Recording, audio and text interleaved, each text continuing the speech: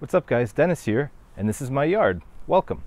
So today I'm going to do a short video on how to set up a bee yard, mainly because I'm actually moving where my hives are and putting them in a place that's going to be much better for me and much better for the bees. And I'll give you a few tips about when you're first setting up a yard, the things to consider in placing your hives, where in your yard to put them, and some other things like that. So let me just give you a quick tour.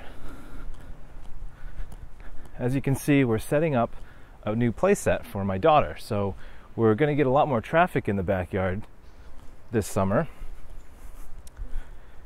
And if you see this blue thing over here, that was my first hive, right next to the shed here, between that and a pile of wood. And you can see it's pretty close to the swing set.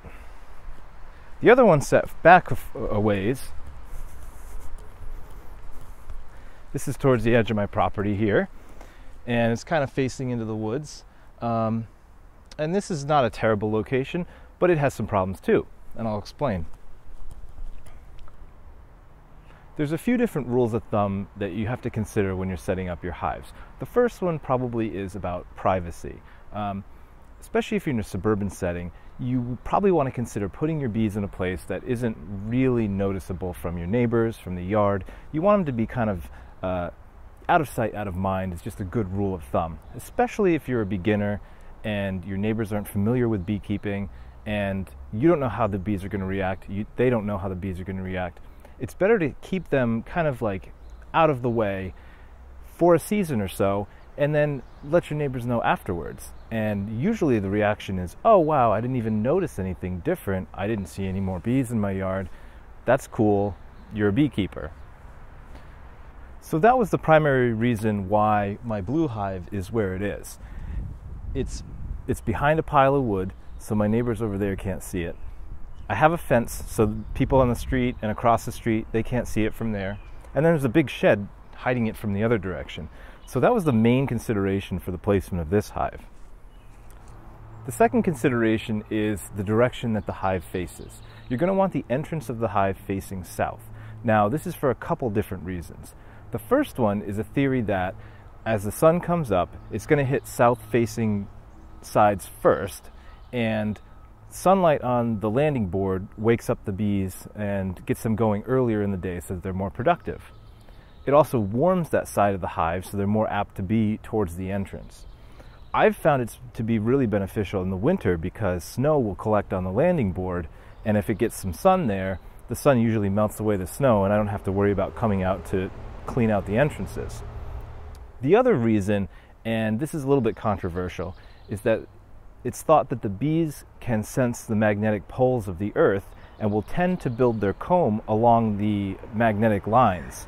So I don't know how much that's true. I've seen bees build comb. I do foundationless, so they get to choose however they want to build comb, and I just try to guide them towards the frames. I've seen them build comb that doesn't follow any kind of pattern in a space that was accidentally given to them that was open, and they built random comb. So, but it may be statistically true. I'm not sure. The next consideration has to do with how bees fly. You've heard the term beeline. It's pretty true. Bees like to fly in very straight lines. So given the chance, they will exit their hive and go directly to their nectar source. If there's an obstacle in the way, they'll go in a straight line around the obstacle and then in a straight line to where their destination is. Now in my area, I've noticed that my bees always like to go north. So on my property, that's north, that's pretty much south, and both hives, you'll see the entrances are kind of facing south-ish.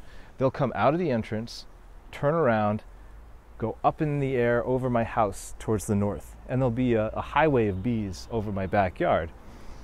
So that's good to know.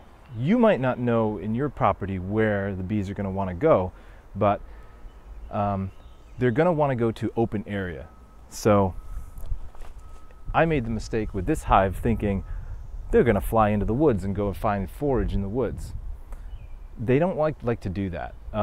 There might be some skunk cabbage blooming there and stuff, but there's a lot of obstacles for them to go around, and it's not very efficient for them to go into the woods. So by my surprise, they never do that. They just never go in that direction. They come out of their hive, out of the entrance, turn around, and fly up and go north, go off over my house and go to wherever they're going. I have no idea.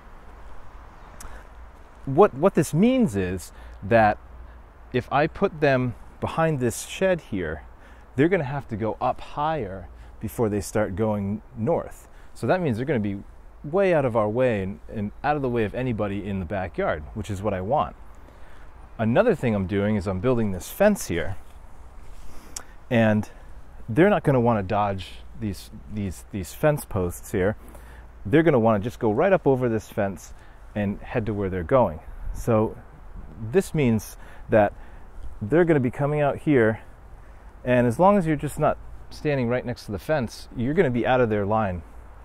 So before, this hive here, this was kind of like the danger zone right here. Not really dangerous. I mean, I never got stung standing here, but I definitely got hit in the face with a lot of bees that are just used to going in a straight line in this direction, and now I'm like in the line of traffic, so they'll run into you. That won't happen with the fence here now, because they'll come up over and go to where they're going. So putting all that together, I've decided that this is probably the best place to move my bee yard. I'm going to take both hives, and I'm going to level this ground a little bit, take all the stones and rocks that I had set up under these hives, bring it out over here, and I've got some cinder blocks from a leftover project that I'm going to use to get them up off the ground. Let's do a time lapse of that, and you can watch my progress, and then I'll see you next time. Thanks for watching.